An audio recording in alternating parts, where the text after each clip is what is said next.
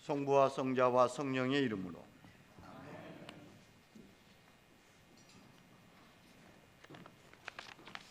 오늘 아버지의 등반 대회 이렇게 가고 있는데 그때쯤이면 날씨가 좋아지겠죠?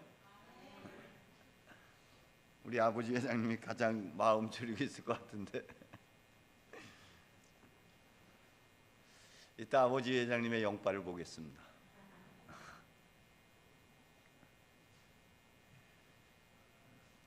오늘은 난 누구인가?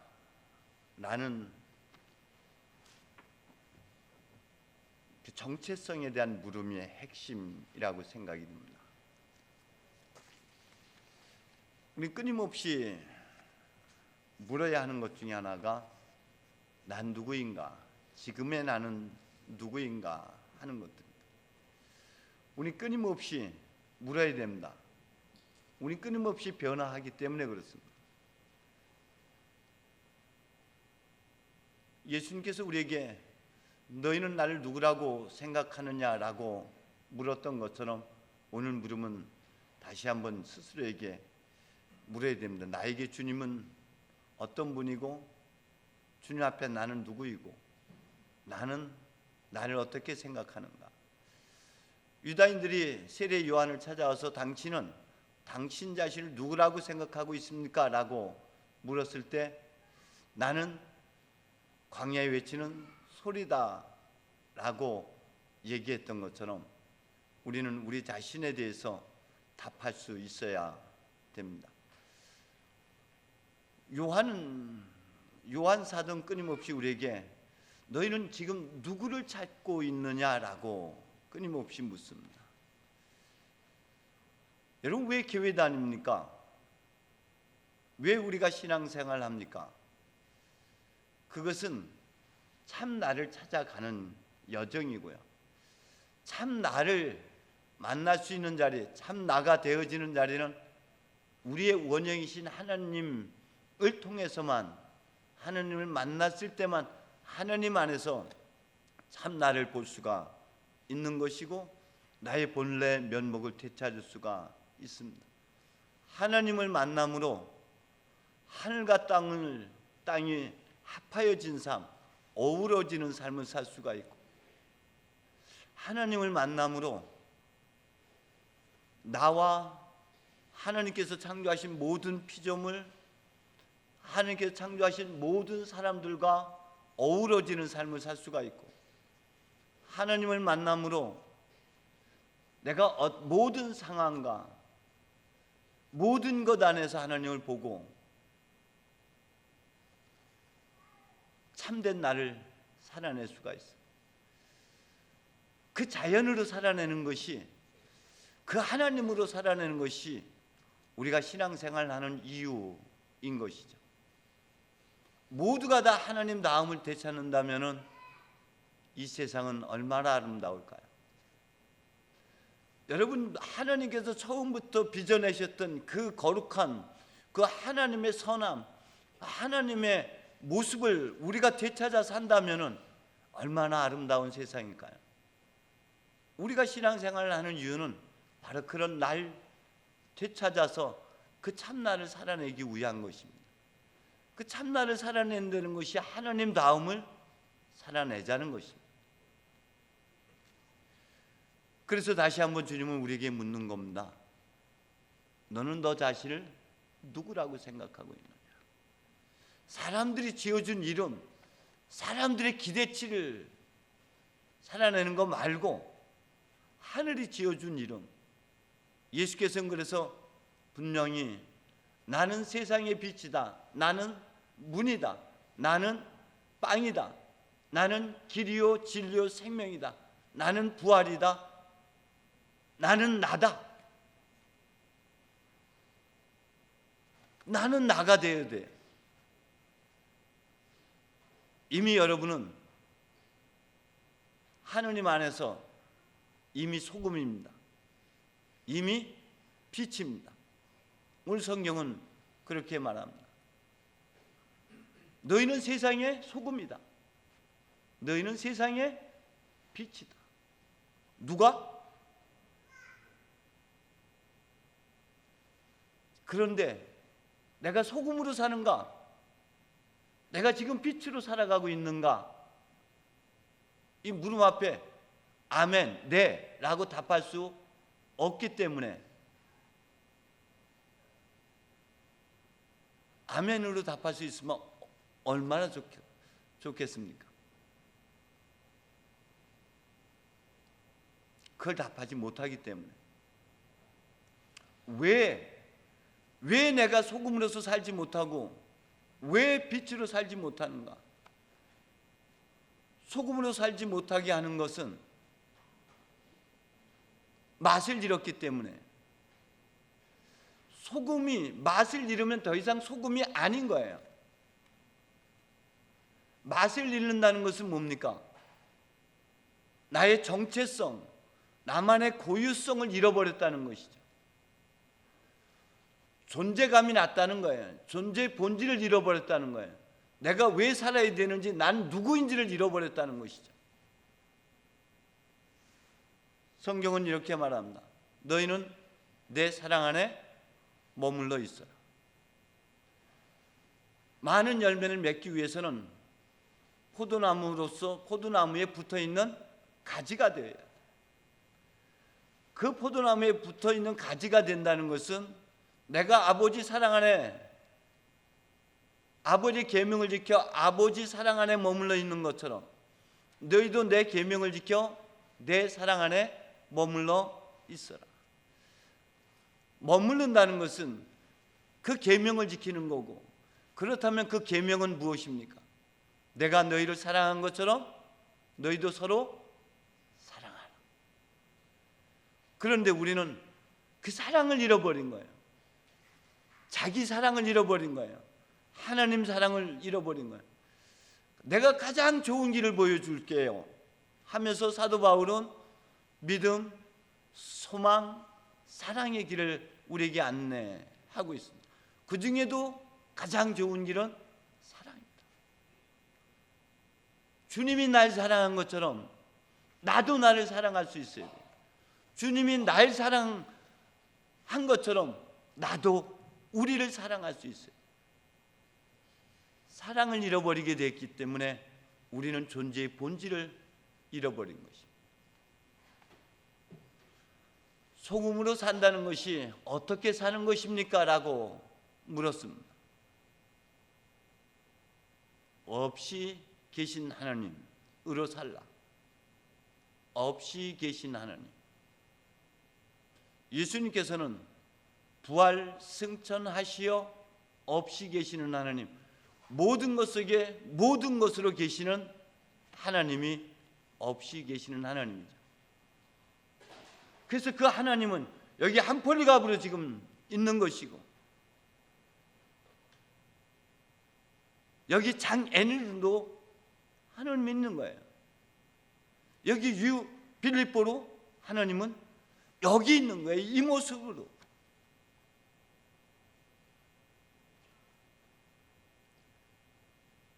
노자는 물의 철학을 이야기했죠. 물처럼 자연스러움을 살아내는 것이 가장 아름다운 삶인 것이죠. 물은 자신을 낮춤으로 올라가지 않는 것이었고 내려가지 않는 것이 없다. 물은 암석을 만나면 암석을, 자신을 낮춤으로 암석을 돌아가. 물은 흐르다가 자신을 필요로 하는 모든 것에 생명으로 자신을 내어줍니다. 지난 여름 저희 집사람하고 같이 여름 휴가를 간 곳이, 첫 번째 간 곳이 이끼 폭포였습니다. 이끼 폭포까지 걸어가는 여정이 1시간 반 정도, 꽤 긴 곳이었어요. 갔더니 나는 불일 폭포처럼 그렇게 큰 폭포인 줄을 기대하고 갔었는데, 저 성가대 정도 높이에서 떨어지는 물이었어요. 그래서 만난 사람들이 갈 필요 없다라고 얘기한 말을 깊이 새겨 들을 걸 하는 생각도 가졌습니다. 그런데 분명한 것은 하나님께서 저를 거기까지 갈 수 있는 마음을 불러일으켰고 거기까지 하나님께서 이끌어 주신 무언가가 있겠지. 주님, 저를 여기까지 이끌어 주신 이유가 뭡니까? 저 이끼 폭포를 통해서 저에게 뭘 말씀하시려고 이 먼 곳까지 땀 흘려가며 여기까지 오게 하셨습니까? 물었더니 넌 지금 무엇을 보고 있느냐? 내 눈에 무엇이 보이느냐? 흐르는 물, 떨어지는 물이 보입니다. 어떤 느낌이 없더냐? 뭘 느꼈냐?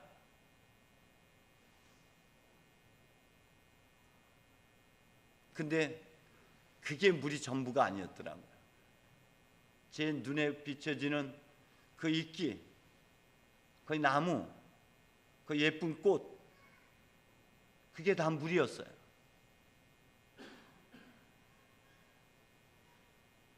그렇게 살아라. 없음으로 살아라. 그게 나 없음으로 살아내는 거. 그거는 맛이 풍부해야 돼. 나됨이 충분했을 때만, 큰 사람이 되었을 때만, 큰 가슴이 되었을 때만 나 자신을 사랑으로 녹여낼 수가 있죠. 그게 소금으로 살아가는 거예요. 여러분 모두가 소금으로 살아가시기를 바랍니다. 나됨을 고집하지 않는 거예요. 어떤 때이든지 어떤 모양으로든지 나 자신을 내어주고 내 자신을 녹여낼 때만 소금의 삶이 되는 것입니다. 소금은 짠맛을 간직하고 있지만 짠맛으로 남아있지 않습니다. 저는 소금의 역할 중에 가장 큰 것은 맛깔스럽게 한다는 거예요. 소금이 없이는 아무리 좋은 양질의 배추라 하더라도, 양질의 양념이 있다 할지라도 소금이 없이는 배어 들어가지가 않아요. 소금은 모든 것에 맛을 내요. 우리 성수가 가정주부 한 7단 정도까지 올라간 것 같아요. 그치 성수야? 소금의 역할이 얼마나 중요한지 알겠지? 소금은 그렇게 세상을 맛깔스럽게 하는 역할들입니다. 여러분이 존재하는 한, 여러분은 남아있는 한 세상은 문제투성이에요. 여러분만 죽으면 세상은 살만 나는 세상. 나만 죽으면 대학. 나만 없으면 세상이 아름다워. 그게 소금으로 살아가는 거예요. 너희는 세상의 빛이다. 빛은 자신을 태울 때만 그 빛을 발할 수가 있는 것이죠. 근데 그 태양은 저 하늘에만 떠 있습니까? 그 태양은 여러분 시면에도 떠 있습니다. 우리는 그 불을 찾아내야 됩니다. 대박으로 덮어두는 사람이 세상에 어딨냐고 말하지만 우리 모두는 대박으로 다 덮어두고 있지 않습니까? 대박이 뭡니까? 빛을 발하지 못하게 하는 것, 빛을 감추어 놓는 것, 빛을 덮어두는 것, 그것은 생각이에요. 소뚜껑 보고 놀란 가슴, 아마도 그럴 거야, 그럴 것 같아서, 적어도 내 생각에는 이런 여러분의 상처들, 아픔들, 우물한 개구리의 짧은 지식들, 편견들, 이런 것들이 여러분 안에 있는 그 뜨거움을 발하지 못하게 억압하고 있지 않습니까? 내가 다시는 주님의 이름을 입 밖에 내놔봐라. 그런데 뼛속에 갇혀있는 주님의 말씀이 심장 속에 불길처럼 타올라 견딜 수 없어 또다시 예레미야는 그 고난의 길, 그 순환의 길을 가고자 했던 것이죠. 여러분 안에 그 뜨거운 불이 있다는 거예요. 그 불을 발견해내야 돼요. 그 불은 빛이 비춰오너라 하심에 그 안에 감추어졌던 영광, 그 안에 감춰졌던 진리, 그 안에 감춰졌던 참된 것을 알아차리는 그 빛을 통해서, 성령의 빛을 통해서만 여러분 내면 안에 있는 그 불을 발견할 수가 있죠. 그것은 선한 열정이에요. 착한 마음이에요. 하나님께서 불러일으킨 착한 마음, 선한 마음이 바로 그 불입니다.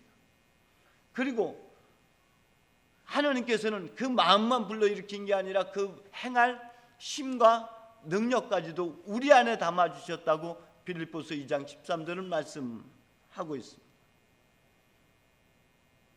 예레미야처럼 그 가슴에 그 뜨거운 불을 우리가 발견해야 됩니다. 여러분 모두 안에 있어요.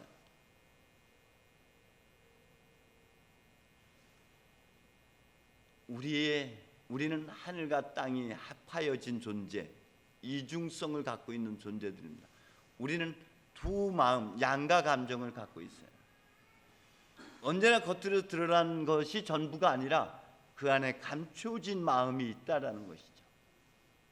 그래서 그것을, 그 이면을 볼 수가 있어야 돼요. 하느님 앞에 가까이 나아가고자 하는 마음이 있는가 하면은 하느님을 멀리하고자 하는 마음도 동시에 같이 있는 거고요.